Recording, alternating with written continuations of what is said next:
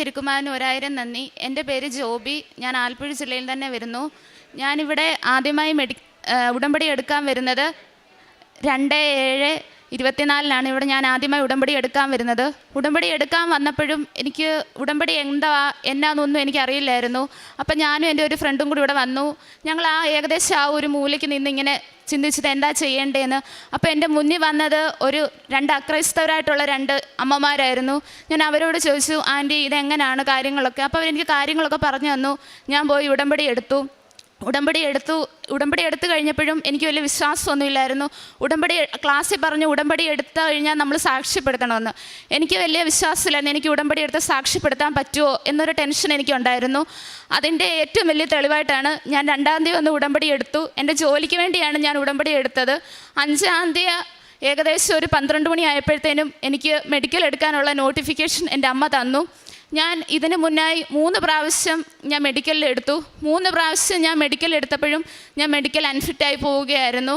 കാരണം എൻ്റെ ലങ്സിൽ white patches ഉണ്ടെന്നും പറഞ്ഞ് അവരെന്നെ അൺഫിറ്റാക്കി കളയുകയായിരുന്നു. തുടർന്ന് ഞാൻ ഒരു 10 to 15 ഡേയ്സ് ആൻറ്റിബയോട്ടിക്സ് എടുത്തു കഴിയുമ്പോഴാണ് അവരെന്നെ ഫിറ്റാക്കി തരുന്നത്.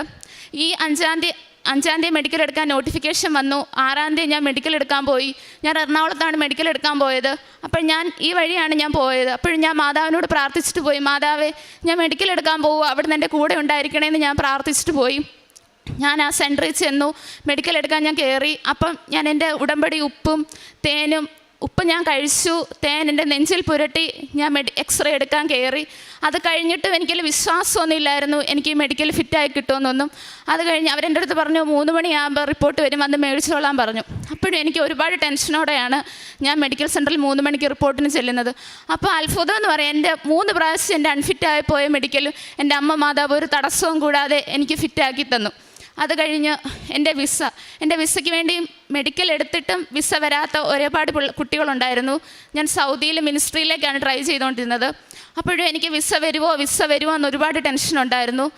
എനിക്ക് പറ്റുന്ന എല്ലാ ചൊവ്വാഴ്ചയും ഇവിടെ വന്ന് ഞാൻ പ്രാർത്ഥിക്കുമായിരുന്നു.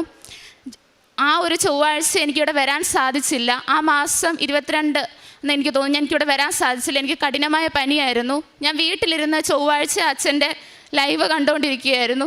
ലൈവ് കണ്ടു കഴിഞ്ഞപ്പോഴത്തേനും ഞാൻ വാട്സപ്പ് ഓപ്പൺ ചെയ്യുമ്പം എൻ്റെ ഫ്രണ്ട് എനിക്ക് മെസ്സേജ് അയച്ചു, എൻ്റെ വിസ അപ്രൂവ് ആയെന്നും പറഞ്ഞാണ് ഞാൻ കാണുന്നത്.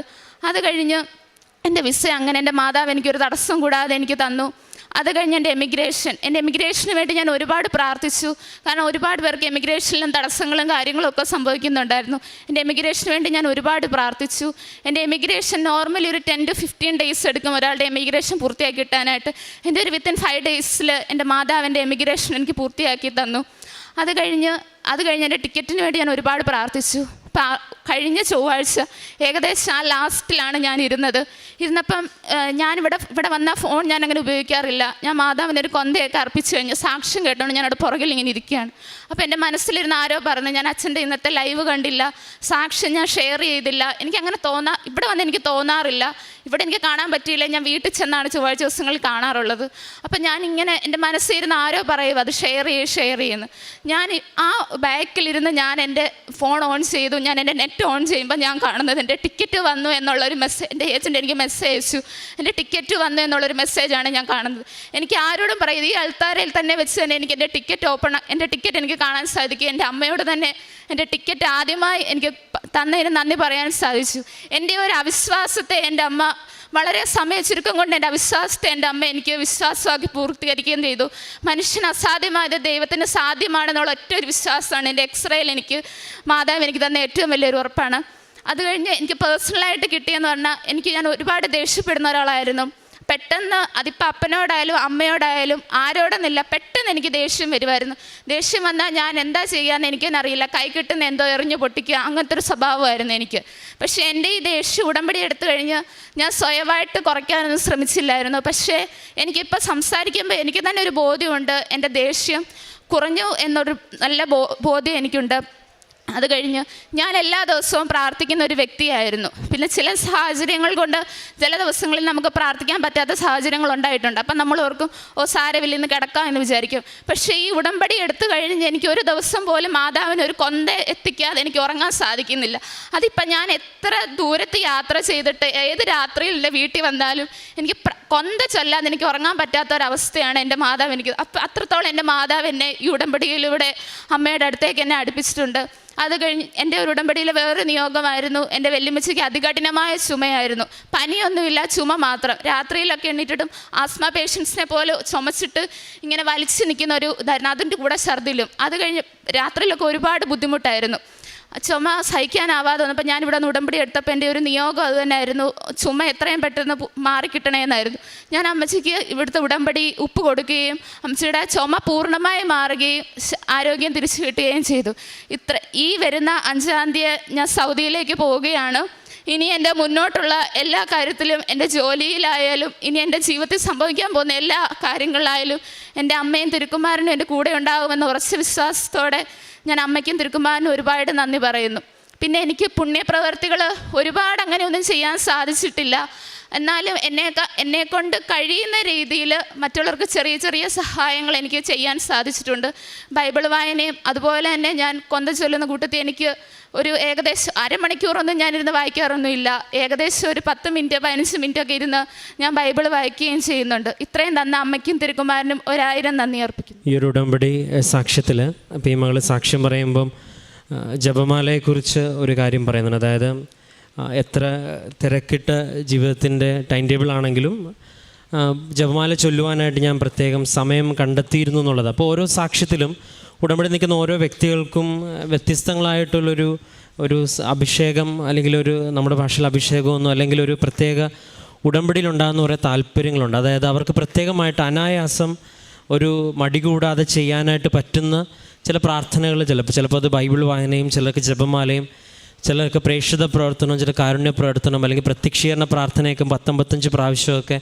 അപ്പം ചിലർക്ക് ചില സാഹചര്യങ്ങളിൽ പരിശുദ്ധം. കാരണം ഈ ജപമാലയ്ക്കും ഒക്കെ ഒരു ശക്തിയുണ്ട് എന്ന് നമ്മൾ ബോധ്യപ്പെടുന്നത് വരെ ഇതൊക്കെ സമയം കളയുന്ന കുറേ പരിപാടി മാത്രമാണ്. അത് എപ്പോഴും നമുക്ക് കുടുംബ പ്രാർത്ഥനയ്ക്ക് വീട്ടിൽ സമയം കണ്ടെത്തുന്നില്ലെന്ന് തന്നെ ഒരു അർത്ഥം നമുക്ക് സമയമില്ലാത്തതുകൊണ്ടല്ല. കാരണം ഇത് ചൊല്ലിയിട്ട് പ്രത്യേകിച്ച് ഒന്ന് ലഭിച്ചതായിട്ടോ പ്രത്യേകിച്ചൊരു അനുഭവം ലഭിച്ചതായിട്ട് നമുക്കിതുവരെ അനുഭവം തോന്നിയിട്ടില്ല. ഇപ്പം നമ്മുടെ സംഭാഷണത്തിൽ ഇപ്പം കുട്ടികൾ ഉൾപ്പെടെ എല്ലാവരും ഞങ്ങൾ സംഭാഷണം ചെയ്യുമ്പോൾ മാതാവിനെ കുറിച്ചൊക്കെ സംസാരിക്കുന്നു എന്നൊക്കെ പറയുമ്പോൾ നമ്മുടെ സംഭാഷണത്തിൽ ദൈവിക കാര്യങ്ങളും ഈശോയും മാതാവും നമ്മുടെ സംഭാഷണത്തിലും നമ്മുടെ ഫ്രണ്ട്ലി കോൺവെർസേഷനിലും വരുന്നില്ലെങ്കിലും അതിനർത്ഥം ഇത്രയും നാളായിട്ട് നമുക്ക് വ്യക്തിപരമായിട്ട് ഇതൊന്നും ഏറ്റവും ബെസ്റ്റായിട്ടോ ഒരു അനുഭവമായിട്ട് ലഭിച്ചിരുന്നില്ല. അപ്പോൾ ഉടമ്പടിയിലേക്ക് വരുമ്പം ഇപ്പോൾ എത്രയോ പേര് ഒരുപക്ഷെ എല്ലാ മതത്തിൽ നിന്നുള്ളൊരു സാക്ഷ്യം പറയുമ്പോൾ ഞങ്ങളെപ്പോഴും ആരോട് എന്ത് പറയുമ്പോഴും മാതാവിനെക്കുറിച്ച് പറയും. ഒരിക്കലും ഞങ്ങൾ ജപമാല മുടക്കിയിട്ടില്ലെന്നൊക്കെ പറയുമ്പം അതിനർത്ഥം ഇതിനകത്തൊക്കെ ഒരു കൃപയുണ്ടെന്നും ശക്തിയുണ്ടെന്നും ദൈവിക സാന്നിധ്യം ഉണ്ടെന്നും ഉടമ്പടി അവരെ പഠിപ്പിച്ചു എന്നുള്ളതാണ്. അതാണ് ഉടമ്പടിയുടെ ഏറ്റവും വലിയൊരു വിജയം. അതുതന്നെയാണ്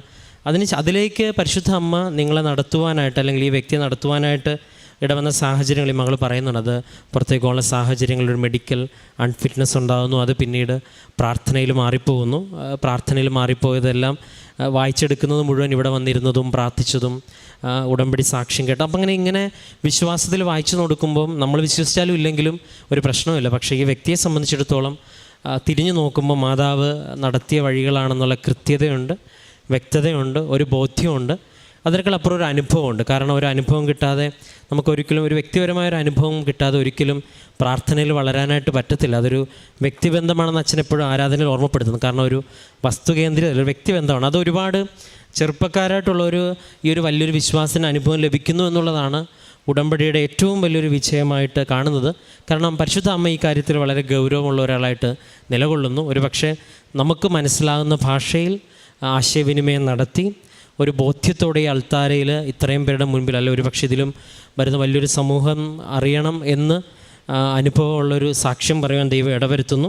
പ്രത്യേകിച്ച് ഏറ്റവും അവസാനം പറയുന്നുണ്ട്, ഒരു വ്യക്തിപരമായിട്ട് കുറച്ചൊക്കെ ദേഷ്യം മാറിയെന്ന് പറയുമ്പോൾ അതിനർത്ഥം പരിശുദ്ധാത്മാവിൻ്റെ ഫലമായിട്ടുള്ള ക്ഷമയും ആത്മനിയന്ത്രണമൊക്കെ കടന്നു വന്നു എന്നുള്ളത്. അപ്പം നമ്മൾ വായിക്കുമ്പം ഒരു കാര്യസാധ്യമൊന്നുമല്ല. ഒരു വ്യക്തിയുടെ ജീവിതത്തിൽ ഒരു വിശുദ്ധിയും ക്ഷമയും സമാധാനവും പ്രാർത്ഥനയും.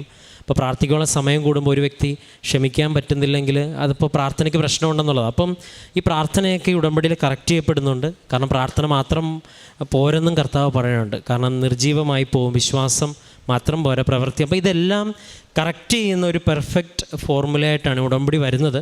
വിശ്വാസത്തോടെ തുറവിയുള്ള വ്യക്തികൾ ഇതെടുത്ത് പ്രാർത്ഥിക്കുമ്പോൾ ഇനിയും അനുഭവങ്ങളുണ്ടാവും, ഇനി വലിയ അനുഭവങ്ങളുണ്ടാവും. പ്രത്യേകിച്ച് ഈ മകളുടെ സാക്ഷ്യം നമ്മളെല്ലാവരും സഹായിക്കട്ടെ എന്ന് പ്രാർത്ഥിക്കുന്നു. നമുക്ക് കരങ്ങളടിച്ച് ദൈവത്തിൻ്റെ നാമം മഹത്വപ്പെടുത്താം. അത്യപൂർവ ദൈവാനുഭവങ്ങൾ ഇനി നിങ്ങൾക്കും സ്വന്തം. ഈ യൂട്യൂബ് ചാനൽ ഇതുവരെ സബ്സ്ക്രൈബ് ചെയ്തിട്ടില്ലെങ്കിൽ ഇപ്പോൾ തന്നെ സബ്സ്ക്രൈബ് ചെയ്യുക. ഈ വീഡിയോ ഇപ്പോൾ തന്നെ നിങ്ങളുടെ സുഹൃത്തുക്കൾക്ക് ഷെയർ ചെയ്തുകൊണ്ട് കർത്താവിൻ്റെ പ്രേക്ഷിതരാകുക.